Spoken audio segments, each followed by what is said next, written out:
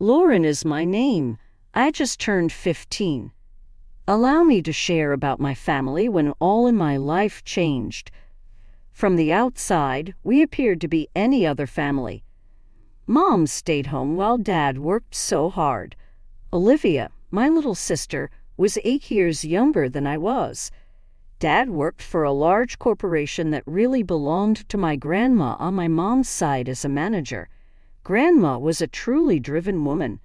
She began with some laundromats and expanded the company with domestic cleaning solutions and laundry detergents. She offered Mom the firm when she chose to retire, but Mom declined. Dad then stepped in. Things began to get tricky at that point. I recall the day everything collapsed. Hearing Mom screaming at Dad below, I was in my room trying to concentrate on my homework. "Frank, you're only a loser. This is my family's company, my dwelling. I let you operate it. You should feel grateful." In the next weeks, things deteriorated. Mom and Dad hardly spoke, and when they did, their conversations usually descended into conflict. Though Olivia knew something was wrong, even at 7 years old, I attempted to keep her occupied. Then the day that fundamentally changed everything. When I returned from school, Dad was seated in the living room with a bag at his feet. With shaky voice, "Dad," I asked, "what's going on?" He moved over and gave me a firm hug. "I am sorry, sweetheart," he said. "I cannot remain here anymore. None of us benefit from it." I felt as though I was not breathing. "But what about Olivia? And me?" I queried. He withdrew, tears filling his eyes. "I adore you too so very much. Remember constantly that. Sometimes, though, love simply isn't enough." He kissed my forehead, then moved to Olivia, who was observing with wide, perplexed eyes. He dropped to give her a firm hug. "Be smart for your big sister, okay, pumpkin." And he was gone exactly like that. I was empty when the door closed behind him. 1 hour later, Mom arrived home. She seemed not startled when I told her Dad had departed. She simply nodded in line with her expectations. "Good riddance," she said.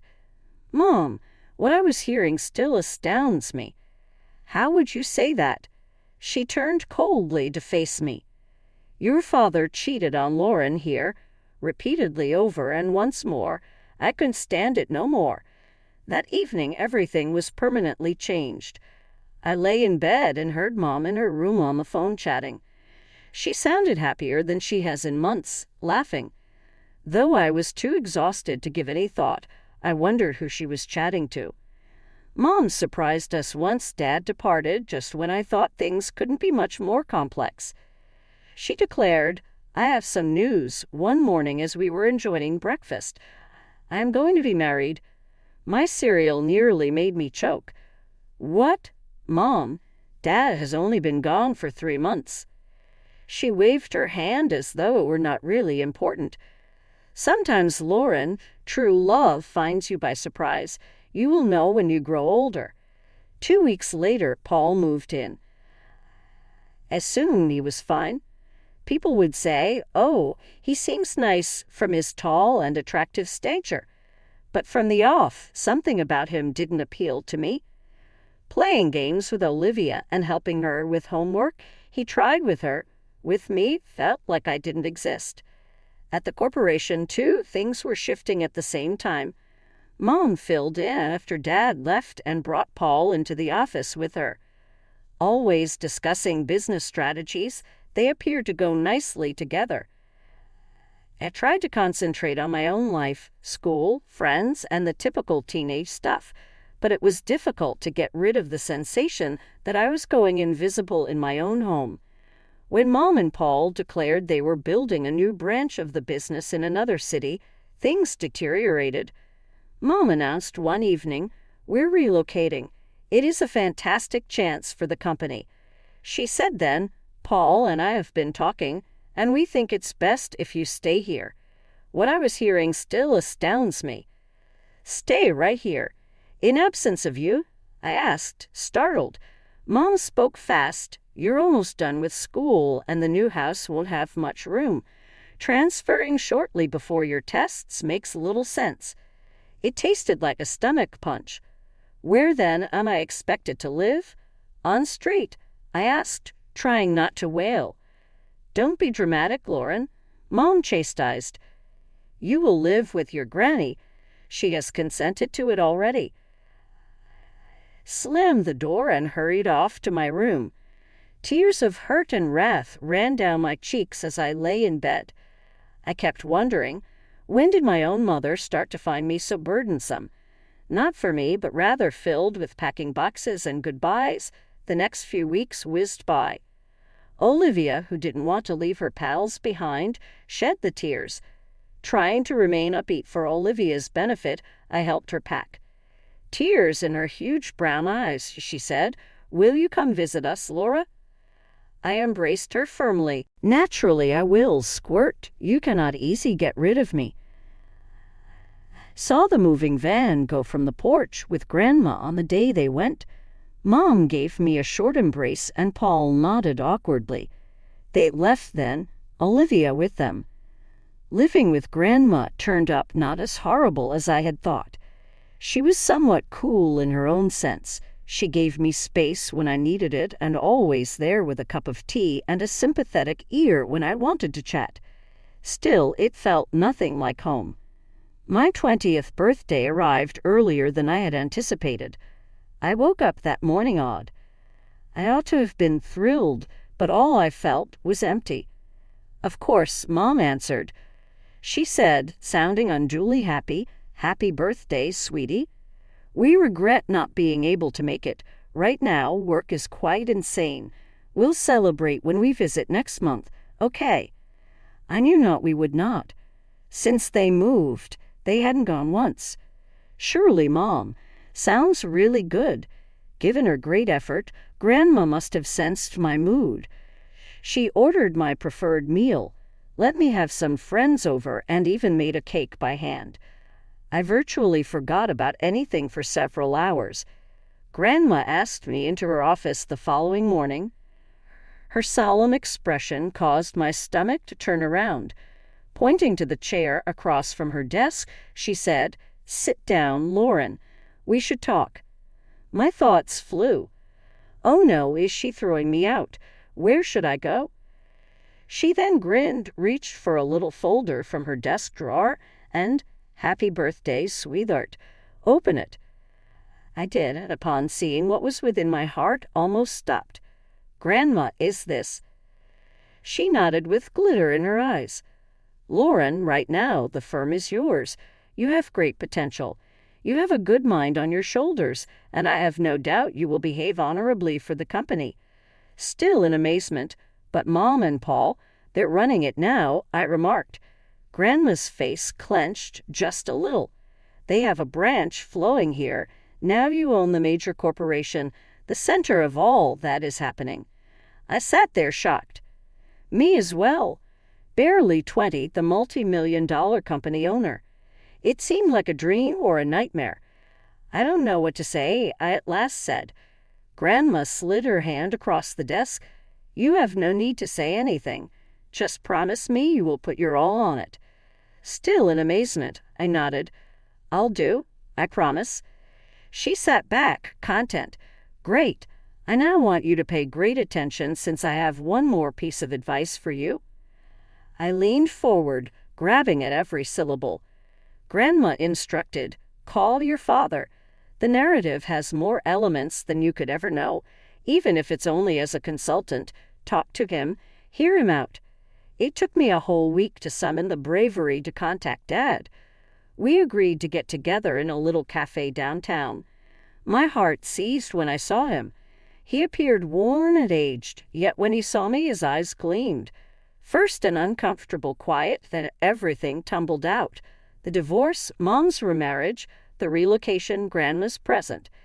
Dad listened silently, his face expressing all the range of emotions. He inhaled deeply when I stopped.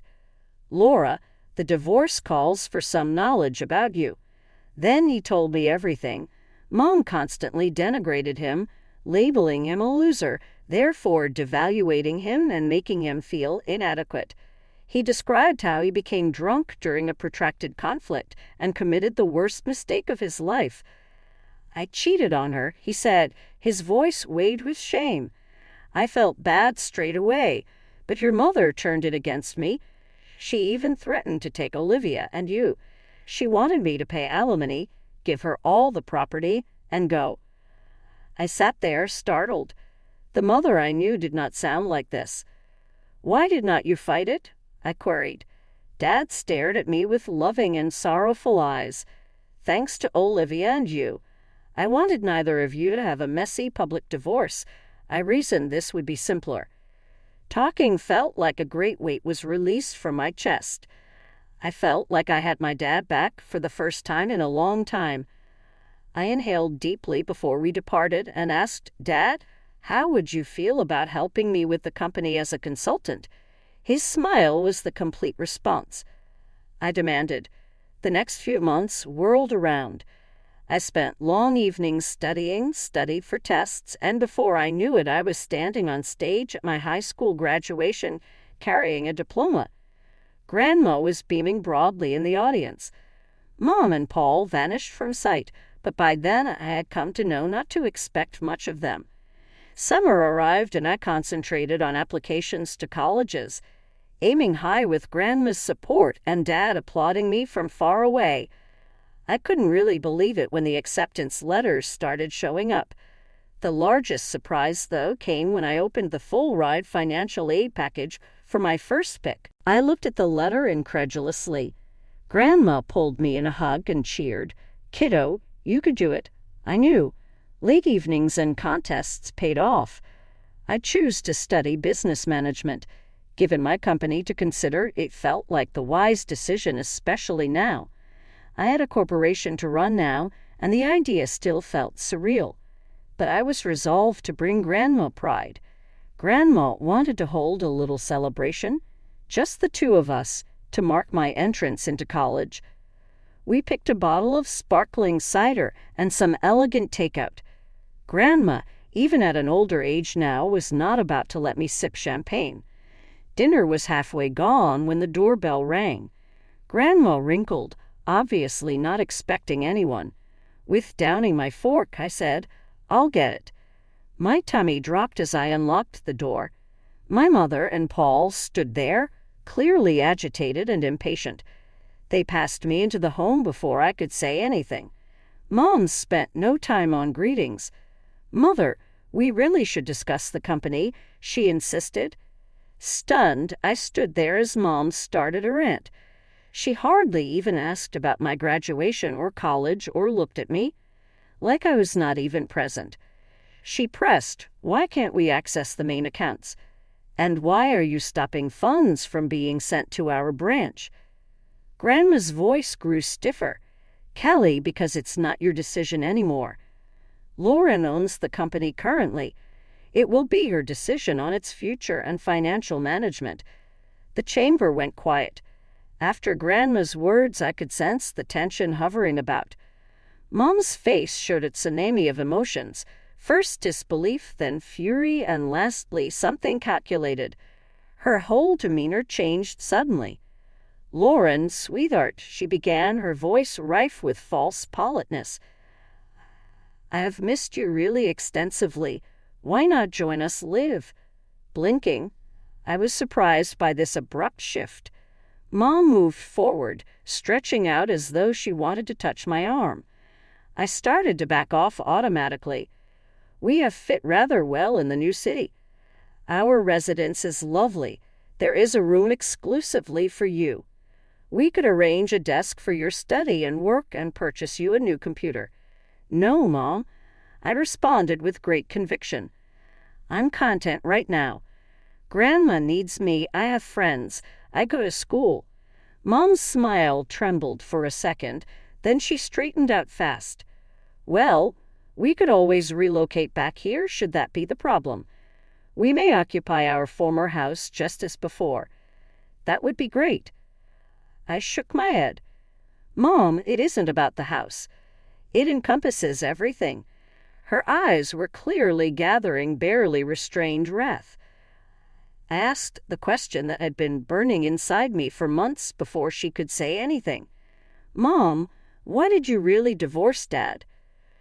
She halted, shocked. "Well, your father repeatedly cheated on me. I found it boring. He left us for his lover and skipped alimony entirely." "That's not true," I answered softly. "Dad gave me all the information. It happened once and was related to your treatment of him. You kicked him away. He did not desert us. And he has been making monthly alimony payments." Mom's face contorted with wrath. "How dare you, you sloppish little brat! You have no business meddling in my personal life. I chose where to live. Everything here is mine." Quietly observing, Grandma moved forward at last.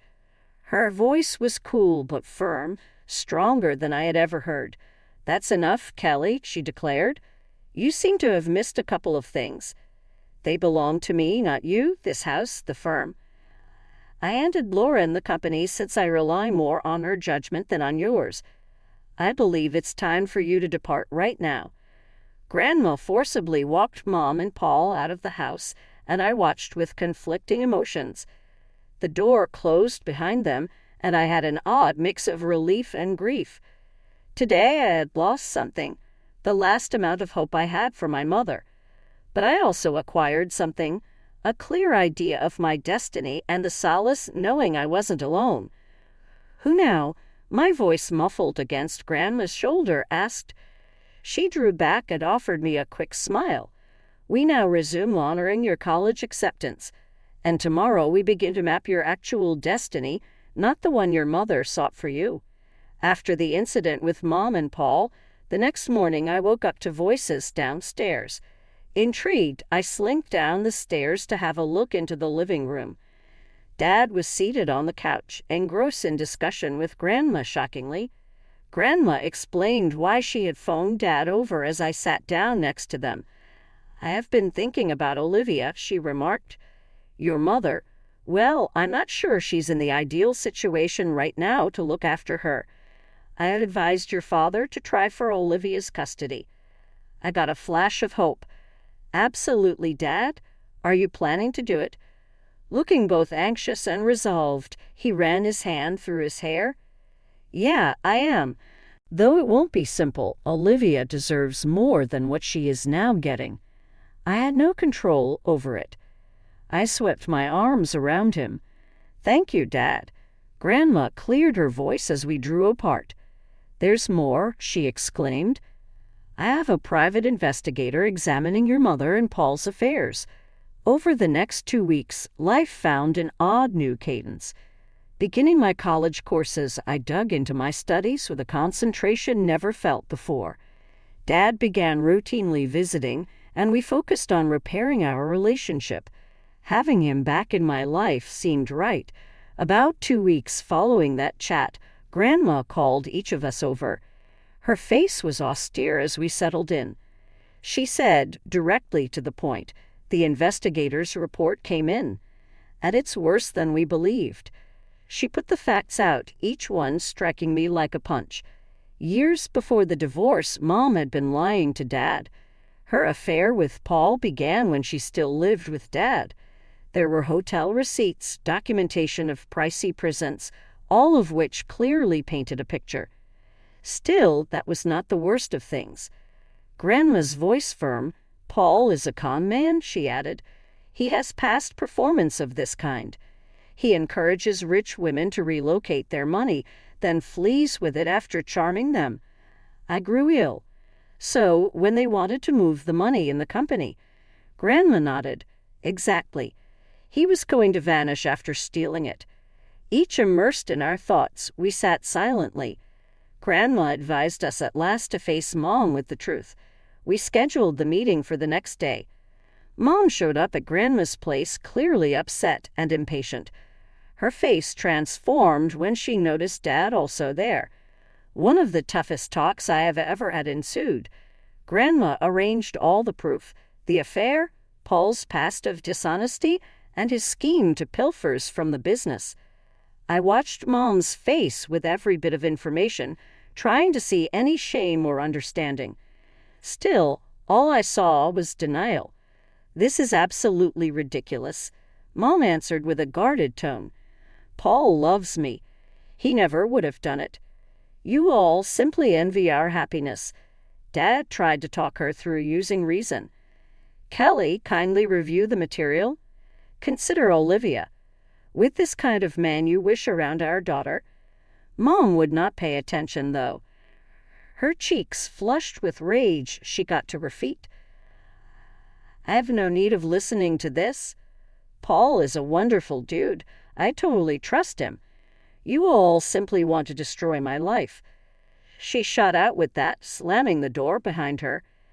I came to see as we sat there, this was not the end. It was only the start of a protracted and demanding struggle. Looking at Dad and Grandma, though, I realized I wasn't confronting it alone. Legal fights and emotional ups and downs swept across the next few months. Dad submitted for Olivia's custody using Grandma's great support and legal knowledge. I tried to keep concentrated on my studies, but it was difficult to resist becoming sidetracked by all around me. When the day for the custody court arrived, I insisted on showing up. All things considered, it was difficult. Mom's attorney sought to make Dad seem as though he had little bearing on our lives. But our attorney was poised. He provided documentation of Dad's consistent alimony payments, his attempts to stay in contact with us, and his steady current life. The major surprise then came from the private investigators' findings on Paul's criminal background and their scheme for corporation theft. As the truth emerged, I observed Mom's face. She seemed startled first, then enraged, and last lost. I felt almost sad for her for a moment. Nearly almost. I experienced a range of feelings when the judge assigned Olivia to Dad complete custody. Relief that Olivia will be safe, but also grief at having come to this. Mom walked up to us as we exited the courtroom, Olivia in Dad's arms. She screamed, angry eyes shining, "This isn't over." Grandma entered our space between us. "Absolutely, Kelly, it is. Go home." Mom's situation really grew worse after that. The court directed her to pay Olivia's dad child support. She had always believed she would be the one getting help, not paying it, so it was rather shocking. Trying to avoid the family strife, I poured myself into my studies and kept studying about the business. Hearing that Paul had left Mom, running off with another woman and a sizable portion of Mom's personal savings, though, made me somewhat happy. Dad phoned me one evening in fall. His voice possessed a tight emotional quality. "Your mother dropped by my house today," he remarked. "Said she made a mistake and wants us to be a family once more. She wants to make up." My heart closed. A bit of me wanted him to say yes. I preferred things to return to their former state, but at last I knew better. Everybody had gone through much too much. I told her no, Dad said with great force. I informed her that ships sailed long time ago and that I wouldn't put you or Olivia through that again. I inhaled something I never knew I was carrying. "Good," I responded, startled by the forcefulness of my voice. "Dad, you are deserving of better." "We all do," Dad said once again after a silence. He was smiling when I heard him. "When did Lauren turn so wise?" I left lighter than I had in a long time. I picked skills from the best. I gazed about Grandma's house after hanging up the phone. Beside a stack of company papers, my textbooks were strewn over the desk. From the bulletin board, pictures of me with Dad and Olivia grinned back. The life I pictured a year ago was not this one. It wasn't flawless. Still much to learn and many obstacles still lie ahead. Nonetheless, it was actual. Mine was it. I considered Mom, now alone following all her preparations and manipulations. Though I felt a little sympathy, justice took front stage most of the time. She made decisions now she had to live with the results. For my part, I had a family that loved me, a business to run, and an exciting future. That wasn't the road I anticipated. But as I stood at the beginning of my new existence, I came upon a crucial insight. Time passed while I juggled running a multi-million-dollar company with college. I was immersed in textbooks and financial reports midway through my degree before I knew it. While lectures and late-night study sessions occupied the week, weekends were holy. I loaded my bag every Sunday and drove to Dad and Olivia. Olivia would run to me screaming, "Lauren," the instant I stepped in. She hugged me and tackled me. She was all long legs and endless vitality at 12. Usually wearing an apron, Dad would leave the kitchen right before dinner, grinning and exclaiming, "Just in time for a meal." That became my anchor on those weekends. Dinner would be shared by us, Dad and I conversing about the company while Olivia eagerly shared her school week. Dad and I would often stay late reviewing business plans after Olivia turned in for bed. Every Thursday was spent at Grandma's, where she created a feast that smelled like apple pie and roast chicken throughout the home. We would chat about everything and nothing on the balcony after lunch. Grandma used to say, "I always knew you had it in you, Lauren," holding my hand. I became both excited and scared as graduation drew near. Dad was running a business according to promise and getting me ready to inherit it. One evening he said, "I'm ready to hand over the reins whenever you are." I gave him a firm hug. "Thank you, Dad, for everything." Though there were still difficulties ahead and choices to make and a business to run, life was hardly ideal. But looking at Dad, Olivia, and Grandma, I realized we could overcome anything together.